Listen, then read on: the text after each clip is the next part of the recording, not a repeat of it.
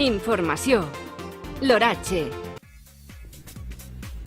Primer dia de tardor, i este és l'aspecte que representa el cel del nostre municipi, pràcticament ras, sense cap núvol, i unes temperatures fresquetes durant les primeres hores de la jornada, màximes que estan al voltant dels 18-19 graus, encara que la tendència que vagin pujant al llarg de les pròximes hores. Com s'aprecia la imatge del satèl·lit Meteosat, de moment la nuvolositat és poc important sobre la península ibèrica. Així mateix, cal significar que avui tornarà a ser una jornada en la que el mercuri torna a marcar valors més propis de l'estació de l'estiu que acabem de deixar. La previsió per avui al nostre municipi ens porta a parlar d'un dia dominat per el sol. De cara a la vesprada poden aparèixer alguns núvols mitjans o alts, tot i que no deixaran precipitacions. El fet més destacat és que avui de nou les temperatures es mantindran caloroses, especialment al centre del dia. Màximes que voltaran els 28-29 graus. En el conjunt de la nostra comarca avui serà un dia molt tranquil, domini del sol tant cap a les àrees de l'interior com també de la costa i amb unes temperatures que en línies generals també pujaran en el conjunt de la comarca. Els 30 graus es podrien rosar amb facilitat cap a les àrees de l'interior. Per demà al nostre municipi parlarem d'un dia dominat també per el sol. Les temperatures demà encara podrien pujar